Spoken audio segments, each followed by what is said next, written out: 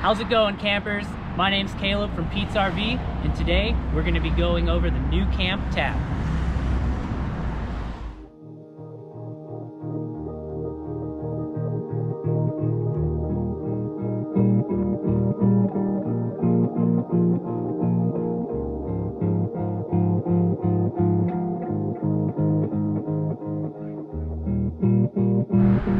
Here we are at the front of the unit. We got our manual tongue jack right here, and one of the big perks about the tab is it's such a small unit, so if you find yourself backing up into some of those tighter camp spots, you can easily, with two people, use these handles right here and back it up and maneuver it into the exact place that you want to set the tab. In the front, we got a compartment here for your 2 propane tanks, which allows you to carry a little bit extra for heating up your unit during those cold days. When hitching up your NuCamp tab, you will want to assure that these chains are crossed to help form a basket, which is going to help eliminate some of the sway you will experience while traveling down the road.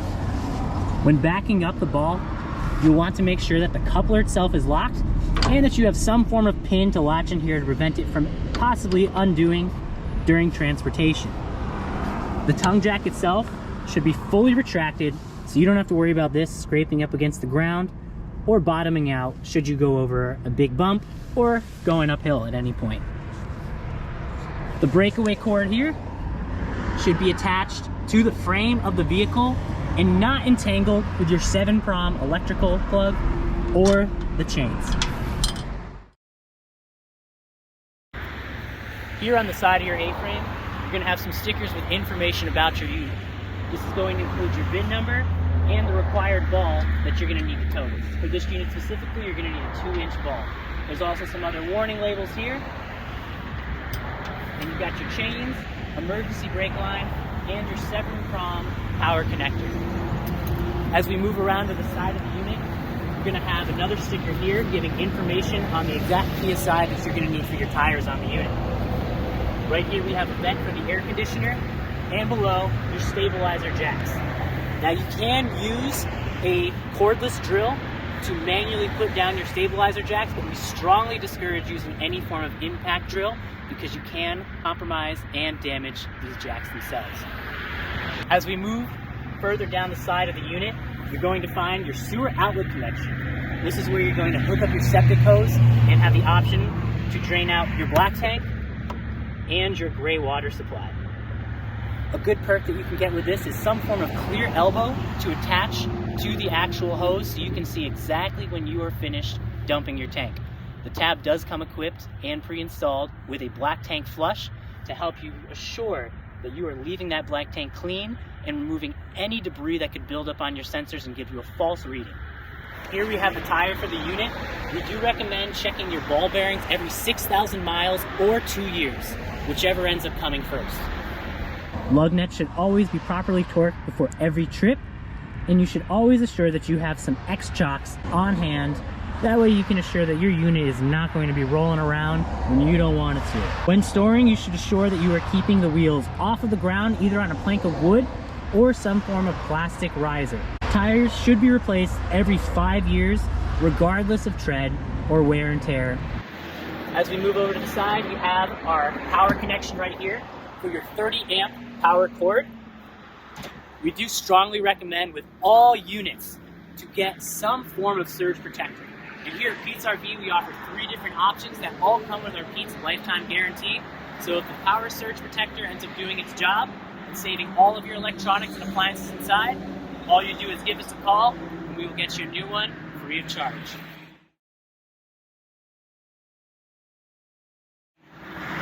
Right here we have our water hookup. Inside we have a motion sensor light. And here you're going to have a beautiful laid out diagram of exactly how to go with dry camping. That would be filling up your fresh water tank, power filling that tank, connecting just to a regular city water connection, winterizing the unit, and sanitizing. You'll also find that you have your cable and satellite connections, city water connection, and your black tank flush.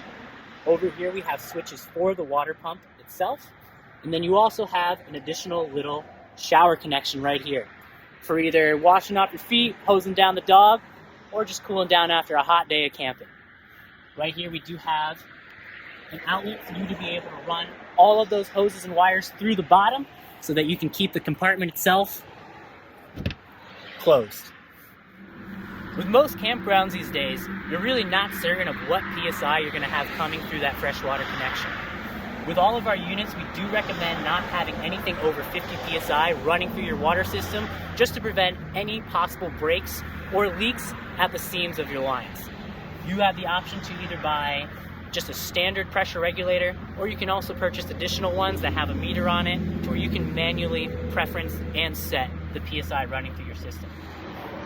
Having a freshwater hose is always a great option. By buying a freshwater hose, you are eliminating any BPA from leaking into your hose, and that way you know you have something made with polypropylene that's not going to have any of those contaminants leaking into your water supply over time as that hose is beat down by UV from the sun. Right here, we have the vent for your Aldi heating system. It has a nice plastic cover so you don't have to worry about accidentally bumping into this while you're checking out your freshwater connections. Underneath here, we have another stabilizer jack for the unit itself. Again, with these stabilizer jacks, these are not intended to level your entire camper. They are just to prevent any additional shaking and give you more stability while camping inside of your unit.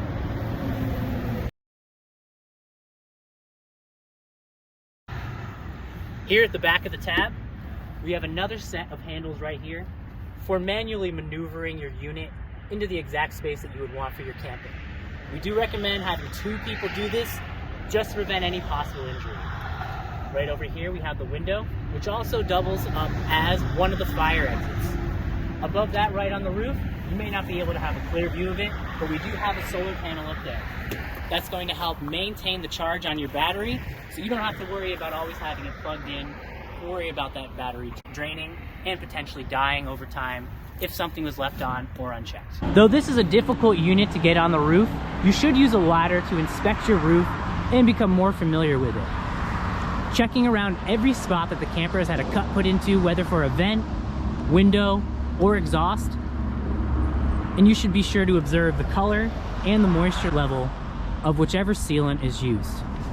Taking a video of it at the beginning of the season and comparing with the end is a good way to tell when you may need to reapply some form of caulk around any of those cuts or openings. As we move around to the front of the unit, we have another compartment right here.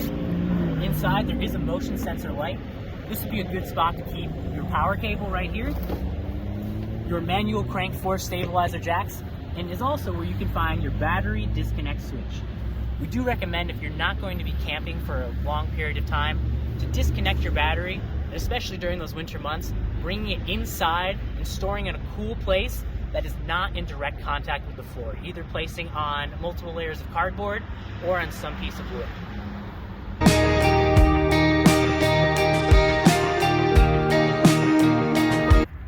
As we approach the entrance of the NuCamp tab, we have 2 110 outlets right on the front. Again, these will only function when you are connected to shore power. As we come to the door, you have a little garbage can right here. This is where we will have your fire extinguisher, and then you do have deadbolt lock option on the door. Has a nice window, a couple storage compartments right here, and a handle leading you on into the unit. Let's go check it out. Upon entering the coach, you're going to have your thermostat, controls for your Aldi heating system, and some of your meters measuring your gray tank, black tank, fresh water tank, and your battery. With the solar panel on top, it will not recharge your battery. So you will have to make sure that you're plugged into shore power to help bring that up to a full charge, and the solar panel will help maintain that. When plugged in, it will display that your battery is full since you are connected to shore power. Below we have a switch for our water pump, porch light, accent light, and the light over the sink.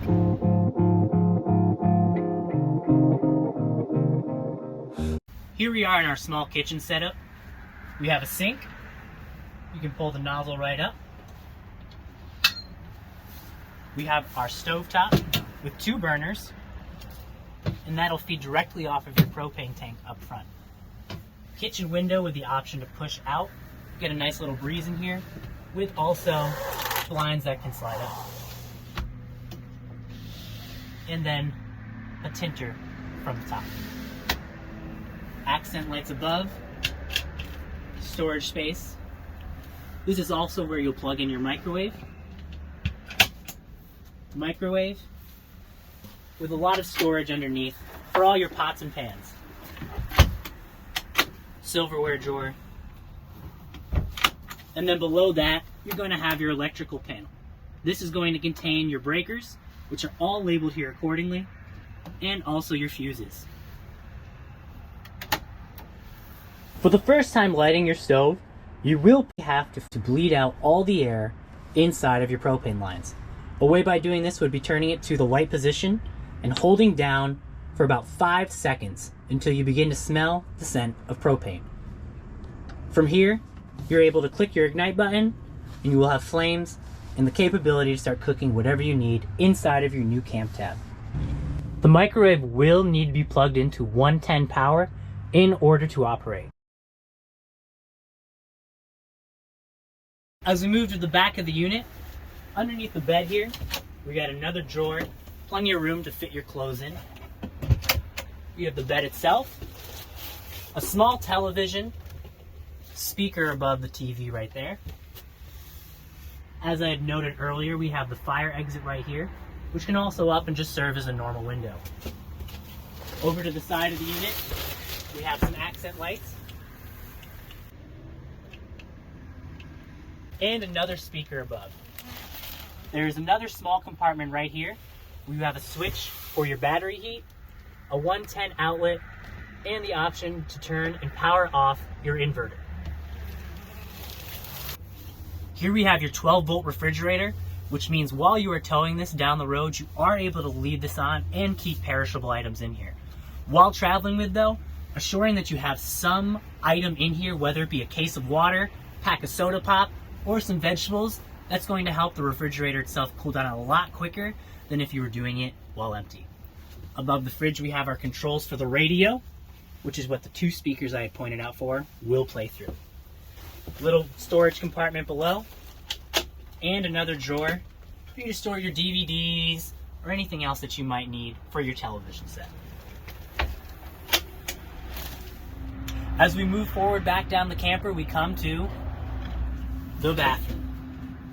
The bathroom itself serves as both a shower and a toilet. You have a sink with a detachable shower nozzle, a vent above to help circulate and remove any moisture that may be building up, and some nice wooden shelves in there to stash all of your toiletries and any other hygiene products that you might need while camping. Next to me here, we have 2 bunks.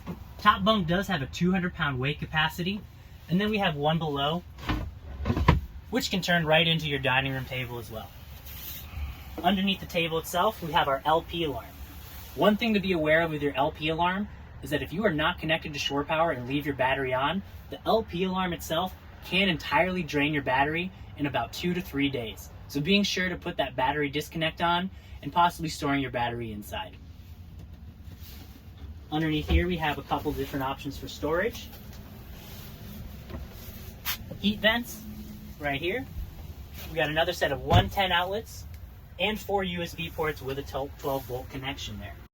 Should your LP alarm ever go off, first thing you will do is exit the camper, go to the front of the unit, and shut off your propane at the source.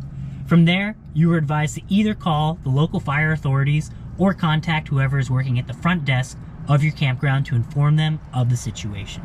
Do not try to be a hero and figure out the solution to it.